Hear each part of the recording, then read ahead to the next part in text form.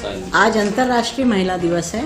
अंतर्राष्ट्रीय महिला दिवस में मैं सभी नारी जाति को बधाई देना चाहूँगी, शुभकामनाएं देना चाहूँगी। और मुझे एक अचानक से एक बात याद आई। मैंने कहीं पढ़ी थी कि जब ईश्वर ने सृष्टि रचने के बारे में विचार किया तो उन्होंने सबसे पहले माँ को रचा। माँ को क्यों रचा होगा उन्होंने? क्योंकि ईश्वर ने भी इतने बड़े ब्रह्मांड में अगर देखा कि कोई शक्तिशाली है तो वह है माँ। माँ को उन्होंने इतना मजबूत पाया, उनकी सहन शक्ति और उनके अंदर की ताकत को ईश्वर ने पहचाना था। तो माँ को उन्होंने पहले रचा, सृष्टि रचने से पहले, और फिर सृष्टि की रचना होती चली गई। इसका मतलब यह है कि नारी कभी कमजोर रही नहीं। फिर हम आज नारी सशक्तिकरण की बात क्यों कर रहे हैं? किस लिए नारी सशक्तिकरण की बात हो? अगर हम अपने पुराणों में जाएं, अपने वेदों में जाएं, तो हमने ये देखा कि जब सुर असुर संग्राम छिड़ा तो सारे देवता जो असुरों को हरा नहीं पाए, उन्होंने देवी की आराधना की और देवी को आगे आना पड़ा और देवी ने संहार किया था शुंभ निशुंभ महिषासुर को, और फिर उसके बाद उन्होंने राक्षस से मुक्त किया था संसार को। तो हम देखते हैं आदि काल से कि नारी शक्तिशाली है। और वैसे भी अभी रिसर्च में भी पाया गया है कि इम्यूनिटी पावर जो मतलब फीमेल चाइल्ड में जो होती है वो लड़कों में नहीं होती। इतनी उसके अंदर पावर होती है और इतनी उसकी इम्यूनिटी स्ट्रांग होती है। तो किस क्षेत्र में नारी कमजोर है? किस क्षेत्र में नारी कमजोर है? हमने कहाँ देखा कि नारी के अंदर कहीं पे भी सशक्त करने की आवश्यकता है? वह हर क्षेत्र में है। राजनीति के क्षेत्र में जाओ, सेवा के क्षेत्र में जाओ, वो आज IAS है, IPS है, IFS है, स्पेस में नारी है, तो वो खेल कूद में नारी है, कला संस्कृति पिक्चर किसी भी क्षेत्र में वह पीछे नहीं है। हर क्षेत्र में नारी है। मकान बन जाता है लेकिन घर नारी ही बनाती है।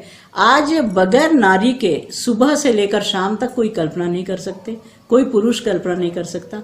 फिर नारी को सशक्त बनाने की आवश्यकता हम क्यों कह रहे हैं? जो थोड़ी बहुत कमजोरी थी उसको हमारे बाबा साहब अम्बेडकर ने जो कानून बनाया उससे उन्होंने उनको प्रॉपर्टी में अधिकार दिया, नारियों को बहुत सारा अधिकार दिया। उस तरह से भी वह सशक्त हो गई है। वह हर क्षेत्र में सशक्त है, सुबह से लेकर शाम तक काम करती है। पुरुष से वह और ज्यादा उनको मैं मजबूत कहूंगी कि वह बाहर भी काम करती है, घर में भी काम करती है, भावनात्मक रूप से भी वह बहुत ज्यादा सशक्त है। अगर आप ये कल्पना कर सकते हैं क्या कि कोई एक चीज, कोई एक गठरी शरीर में बांधकर सुबह से लेकर शाम तक, शाम से लेकर रात तक और पूरे समय वह लेकर चले, कोई पुरुष या कोई और ऐसा व्यक्ति जिसने इसको नहीं अनुभव किया हो, वह नारी कोख में लेकर बच्चे को 9 माह तक उसके साथ जीती है, उसके साथ खाती है, उसके साथ रहती है, काम करती है, सोती है, जागती है, लेकिन कभी झुंझलाती नहीं है। कभी वह यह नहीं सोचती है कि यह क्या एक झंझट है, क्या है ये, कब मुझे इससे मुक्ति मिलेगी। वह ऐसा कुछ नहीं सोचती। वो उसको बड़े प्यार से सहलाती है, उसके साथ वह जीती है और अपने एक बच्चे को वह जन्म देती है। यह सिर्फ नारी ही कर सकती है कि उसके शरीर से एक बच्चे का जन्म होना, और कितनी मजबूत है वो। मैं तो ये कहूंगी कि यह मजबूती सभी तरफ इसको महसूस किया जाए। इस मजबूती को पुरुष वर्ग अगर महसूस कर ले तो नारी को पूजा करने की आवश्यकता नहीं है। हालांकि हमारे देश में नारी की पूजा की जाती है, नारी को पूजनीय माना गया है। कहा गया है कि नारी की पूजा जहाँ होती है वहां पे सुख समृद्धि और सफलता मिलती है। नारी की पूजा सर्वत्र होती है, किंतु आज नारी पूजा नहीं चाहती, वो देवी बनना नहीं चाहती है। वह समाज में सिर्फ अपना अस्तित्व चाहती है, अपने आप को एक मानव के रूप में देखना चाहती है। उसको समाज उसके अस्तित्व को स्वीकार करे, उसको वैसे ही स्वीकार करे जैसे वो है, उसको वो सम्मान मिले जिस सम्मान की वो भागीदारी है। सिर्फ वह इतना चाहती है और उसको सिर्फ इसी की भूख है कि उसको बस समानता मिले उसको, कि वह जिस तरह से कंधे से कंधा मिलाकर आगे चल रही है, उसको उसका बस परिचय हो कि हाँ, उसको रिकॉग्निशन मिले कि मैं हूँ, मेरा भी अस्तित्व है, मुझे भी दर्द होता है, मेरा भी अपना कुछ वजूद है। वह यह चाहती है, तो उसको ये वजूद मिले, उसको सम्मान मिले, इसकी आवश्यकता है। और मैं उन माताओं को इस अवसर पर फिर से निवेदन करूंगी कि अपने बच्चों को जो शिक्षा, कहते हैं ना कि मदर पहली टीचर होती है, तो अपने बच्चों को जो शिक्षा देती है, जैसे बेटियों को कहते हैं कि बेटा घर के काम सीखो, खाना बनाना सीखो, घर जमाना सीखो, और लड़कों की तरफ हम इतने ज्यादा मतलब बहुत ज्यादा चिंता में नहीं रहते हैं कि ठीक है लड़का है उसका तो काम चल ही जाएगा। लेकिन आज मैं ये कहूंगी कि अब लड़कों से पहले, लड़कियों से पहले लड़कों को यह सिखाया जाए कि तुम अब घर के काम सीखो, घर संभालना सीखो, और खासकर महिलाओं की इज्जत करना सीखो। महिलाओं की इज्जत करना सीखो। बाहर देर तक घूमने के लिए हम लड़कियों को मना करते हैं कि देर शाम हो गई जल्दी घर आओ, नहीं, अब लड़कों को बोलो कि देर शाम हो गई घर जल्दी आओ। और अगर ये लोग शाम को बाहर भी हों, रात में भी बाहर हों, और किसी महिला या किसी लड़की को अकेले पाए तो जनरली होता है कि कुछ ना कुछ कमेंट्स कर दिए जाते हैं। क्यों? ये मानसिकता बदलने की चीज है, और इसकी शिक्षा मदर ही दे बच्चों को कि जब भी कोई अकेली लड़की या अकेली महिला आपको मिले उसके बारे में सोचो कि क्यों वो अकेली है, इस वक्त रात में वो अकेली क्यों घूम रही है, उसकी क्या परेशानी है, किस मजबूरी में वो बाहर है, उसकी मजबूरी को समझने की कोशिश करें, उसकी मदद करने की कोशिश करें, उसके लिए मान सम्मान मन में रहे, उसके लिए घृणित भाव मन में ना आए। और घृणित भाव अगर मन में आ रहे हैं तो ये हमारी समाज की, हमारे पुरुष वर्ग की विकृत मानसिकता है। किसी छोटी सी बच्ची, 4 माह की, 6 माह की बच्ची से भी रेप होने के समाचार हम लोग सुनते हैं। क्यों? क्या एक छोटी बच्ची को देखकर मन में सिर्फ वात्सल्य भाव आना चाहिए? वहां पे इस तरह की विकृत मानसिकता कैसे पैदा हो गई? और हमारा समाज में देखती जा रही हूं कि विकृत पे विकृति बढ़ती ही जा रही है, और नीचे स्तर पे और गिरता ही जा रहा है। इसको हमें इस मानसिकता को, इस विकृति को दूर करने की जरूरत है, और इसके लिए पुरुष वर्ग ही, मुझे लगता है कि वही सामने आए। और अगर हमारी ये मानसिकता दूर नहीं हो पा रही है तो इसके लिए हमको उपाय करना चाहिए।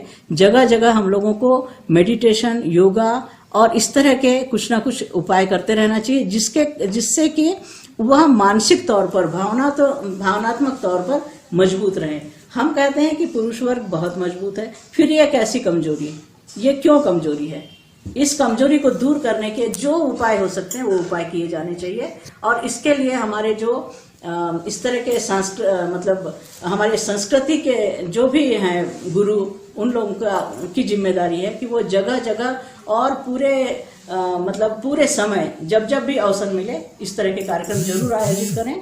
और हमारे तरफ से, खुद के तरफ से हमें इस अपनी कमजोरी को दूर करने के बारे में सोचना चाहिए। मैं आज के अवसर पर अपने इसमें मैं एक बात और करना चाहूंगी, हालांकि हो सकता है कि ये थोड़ा अलग साइड पड़ जाए, लेकिन फिर भी मैं ये कहूंगी कि हम कहते हैं ना कि हम राम के वंशज हैं, हम कहते हैं कि हम शिव के वंशज हैं, या हम उस देश के हैं जहाँ पे राम और शिव जैसे ईश्वर ने अवतार लिया था। तो हम राम को मर्यादा पुरुषोत्तम के रूप में क्यों नहीं देखते? हम राम के मर्यादा को क्यों भूल जाते हैं? हम ये देखें कि हम अगर उस मर्यादा पुरुषोत्तम के अंश हैं तो हमारे अंदर भी वो मर्यादा होनी चाहिए। कदम कदम पे हमारे अंदर मर्यादा क्यों नहीं दिखाई पड़ती? हम शिव के बारे में कहते हैं, शिव तो अर्धनारीश्वर हैं, उन्होंने अपने अंदर पार्वती को स्थापित करके रखा है। और वह सती जिसने पति के अपमान को बर्दाश्त नहीं करके अपने आप को नष्ट कर दिया था, उस सती को शिव ने अपने ऊपर लेकर, और वो तब तक समाधि में बैठे रहे जब तक कि सती ने दूसरा अवतार नहीं लिया।